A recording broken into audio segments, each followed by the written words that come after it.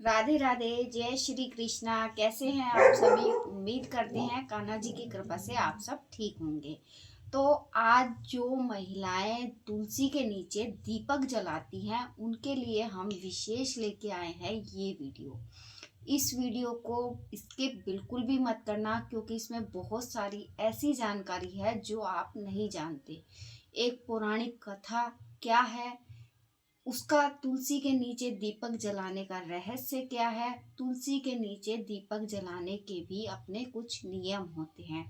ये सभी जानकारी आपको होनी चाहिए। हम दीपक तो जलाते हैं, लेकिन कहीं ना कहीं हम कुछ गलत करके उसमें हम पाप के भागीदार बन जाते हैं। तो आज इन्हीं सब बातों को क्लियर करने के लिए मैं आपके लिए ये वीडियो लेके आई हूँ। तो ज़्यादा से ज़्यादा चैनल को लाइक करो, शेयर करो और चैनल को सब्सक्राइब करना ना भूलें। तो चलिए शुरू करते हैं, आप बने रहें हमारे साथ। शुरू करते हैं हमारा वीडियो। तो आपने कभी सोचा है कि ये छोटी सी दिखने वाली एक तुलसी, बहुत से पौधे होते हैं, बहुत से पेड़ होते हैं, तो इसी को महत्व क्यों दिया गया है? इसी को इतना ऊंचा स्थान क्यों दिया गया है कि हम लोग इसकी पूजा करते हैं? पुराणों में कहा गया है कि जहाँ तुलसी होती है वहाँ यमदूत प्रवेश नहीं करते हैं। यही रीजन है कि हमने तुलसी को इतना ऊंचा स्थान दे रखा है कि अगर जहाँ पे आप चाहते हैं कि हमारे घर में सुख शांति बनी रहे तो तुलसी की जरूर पूजा करें।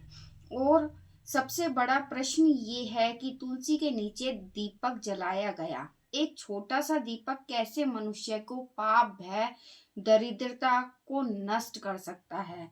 आज हम बात करेंगे किसी लोक कथा की नहीं, किसी आधुनिक मान्यता की नहीं, बल्कि सीधे पुराणों में लिखे गए विधान की। तुलसी साधारण पौधा नहीं है, ये साक्षात देवी का स्वरूप माना गया है। पद्म पुराण कहता है तुलसी कोई वनस्पति नहीं है, यह वृंदा स्वरूप देवी है जो भगवान विष्णु को वृक्ष स्थल के रूप में निवास करती है। यानी कि जहाँ तुलसी का पौधा होता है वहाँ साक्षात विष्णु जी निवास करते हैं। तो इसीलिए तुलसी की पूजा करें, उनको ऊंचा स्थान दे दिया गया है। दीपक केवल प्रकाश नहीं, दीपदान है। अब प्रश्न यह उठता है कि तुलसी के नीचे ही दीपक क्यों जलाएं? दीपक तो हम कहीं और भी जला सकते हैं, लेकिन तुलसी के नीचे ही क्यों जलाते हैं? पद्म पुराण में दीपक को साधारण लो नहीं कहा गया है, बल्कि उसे दीपदान कहा गया है। पुराण कहता है जो मनुष्य संध्या काल में तुलसी के समीप दीपदान करता है उसके जीवन में दृश्य अदृश्य सभी पापों से छूट जाता है और उसे मोक्ष की प्राप्ति होती है। मतलब अगर आपने तुलसी के नीचे दीपक जलाया है तो आप दीपदान कर रहे हैं, उसका 1000 गुना फल आपको मिल रहा है। अब संध्या काल में ही दीपक क्यों जलाते हैं, इसका भी बहुत बड़ा रहस्य है जो आज हम आप सबके सामने उजागर करने वाले हैं। हर पुराण में एक शब्द आता है संध्या काल। स्कंद पुराण बताता है संध्या वह समय है जब देवी और असुर शक्ति, यानी दोनों ही देवी और असुर दोनों ही विद्यमान होते हैं उस टाइम में। तो उस समय तुलसी के नीचे जलाया गया दीपक घर को रक्षा कवच प्रदान करता है। इसलिए कहा गया है कि संध्या के समय दीपक जरूर जलाएं घर की चौखट के। अगर हम दीपक जलाते हैं तो ये सोचिए कि खुद प्रभु विष्णु हमारी रक्षा कर रहे हैं हमारे घर की। और बहुत ही कम लोग जानते हैं कि तुलसी के नीचे अगर हम दीपक जला रहे हैं ना तो देवी, जैसे मैंने आपको बताया कि संध्या काल में तुलसी के नीचे दीपक जलाना चाहिए। अगर सुबह मत जलाइए कोई दिक्कत नहीं है, लेकिन संध्या काल में जरूर जलाएं। क्यों? क्योंकि वह समय ये होता है कि संध्या काल में, जैसे मैंने आपको बताया कि पितृ और देवी, असुर देवी पितृ हमारे जो होते हैं वो भी साक्षात उपस्थित होते हैं। तो तुलसी के नीचे अगर हम दीपक जला रहे हैं तो हम अपने पितरों को भी तृप्त कर रहे हैं, इससे हमारे पितर भी तृप्त हो रहे हैं। और मैं आपको बताना चाहूंगी कि तुलसी के नीचे कपूर जलाना वर्जित होता है, क्योंकि कपूर जलाने से, कपूर क्या है, एकदम से प्रज्वलित होती है, यानी एकदम से ज़्यादा आग पकड़ती है। और तुलसी जो होती है वो शांति का प्रतीक होती है, तो आप कपूर ना जलाए तुलसी के दीपक में। और तुलसी का दीपक, अगर आपने तुलसी का दीपक जलाया है और दीपक बुझ गया है तो वो दीपक खंडित माना जाता है। अगर हवा चल रही है उससे बुझता है, एक अलग बात है। लेकिन अगर आपने दीपक जलाया, कोई हवा नहीं चल रही, उसके बावजूद आपका दीपक बुझ जाता है, तो ये अशुभ माना जाता है। वो दीपक आप यूज में ना लें, उसका उपयोग बिल्कुल नहीं करें। दूसरा दीपक लें और दीपक प्रज्वलित करें। दूसरी बात ये है कि अगर आप तेल का दीपक जलाते हैं तो बहुत अच्छी बात है। जरूरी नहीं है कि तुलसी के नीचे आप घी का दीपक जलाएं, तेल का दीपक भी जलाते हैं। क्योंकि जो हमारे पितृ होते हैं ना, हम शनिवार को जो दीपक जलाते हैं वो अधिकतर हम तेल का जलाते हैं। और पितृ जो होते हैं वो तृप्त हो जाते हैं। और तेल का एक वैज्ञानिक कारण भी है कि तेल, जो सरसों का तेल होता है, वो सकारात्मक ऊर्जा हमारे चारों ओर बनाता है, यानी कि हमारा जो एनवायरनमेंट है उसको भी वो क्लीन करता है।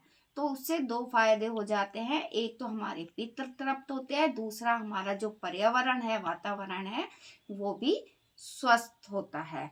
क्योंकि पर्यावरण स्वस्थ होएगा तो हम स्वस्थ रहेंगे। तो हमें हर तरीके से ध्यान रखना चाहिए। और दीपक जलाते समय आपको मौन रखना चाहिए, यानी कि अगर आप दीपक जला रहे हैं तुलसी के नीचे तो आपको मौन अवस्था में रहना चाहिए। और मौन अवस्था में ही, यानी कि मन में ही आपको ओम नमो भगवते वासुदेवाय नमः का जाप करना है।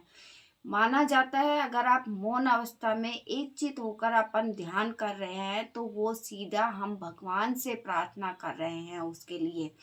कहते हैं ना कि भक्ति और भाव, हमें भगवान को कुछ बोलने की जरूरत नहीं होती।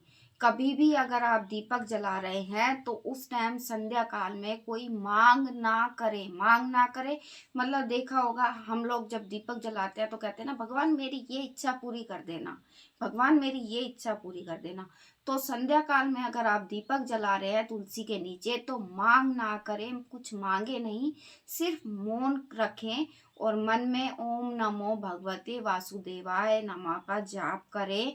तो आपको 1000 दीपदान जितना फल एक तुलसी के पौधे के नीचे शाम के समय में दीपक जलाने से प्राप्त हो जाएगा। आपको कोई दीपदान, 1000 दीपदान करने की जरूरत नहीं है, हवन करने की जरूरत नहीं है। अगर आपने एक चित होके भगवान का ध्यान कर लिया है तो आपको कुछ भी जरूरत नहीं है। सिर्फ भक्ति और भाव देखा जाता है। ये नहीं है कि हम घी का जला रहे हैं तो हम प्रसन्न हो जाए कि भाई हमने तो घी का, शुद्ध घी का दीपक जला दिया तो भगवान जी तो बड़े खुश होंगे, बहुत जल्दी पूर्ति कर देंगे। नहीं, भगवान सिर्फ भक्ति और भाव देखते हैं। हमें कुछ भगवान से मांगना नहीं चाहिए। मांगना उनसे चाहिए जिससे हम कहते हैं ना कि मांगा उससे जाता है जो हमारी बातों को नहीं समझता, जिसे हमने समझाने की जरूरत है। खुद भगवान है, देने वाले खुद है। हमारा अच्छा बुरा कर्म हमारे काम आता है, हम सभी जानते हैं। हमारे किए गए कर्म ही हमारा भविष्य तय करते हैं, हमारा भूतकाल तय होता है, हमारा वर्तमान तय होता है। तभी तो कहते हैं अच्छे कर्म करो, फल की इच्छा मत करो। तो हमें भगवान से कुछ नहीं मांगना है। मौन अवस्था में रहिए, सिर्फ भगवान का ध्यान करिए और एक नियम बनाइए।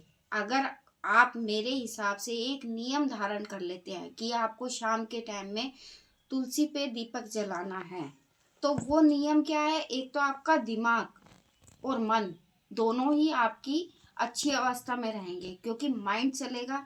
एक रूटीन होता है कि हमें इस समय ये काम करना चाहिए, तो वो समय हमें अपने आप हमारे माइंड में आ जाएगा। आप 8 दिन मेरे हिसाब से करके देखिए और आप अपने अंदर खुद चेंज करके मुझे कमेंट करके बताएंगे कि आपके इस हिसाब से करने से हमें बहुत फायदा हुआ है। तो तुलसी के नीचे दीपक जलाइए। आपको जिस हिसाब से बताया उसी हिसाब से जलाइए। और महिलाएं इस वीडियो को ज़रूर देखें।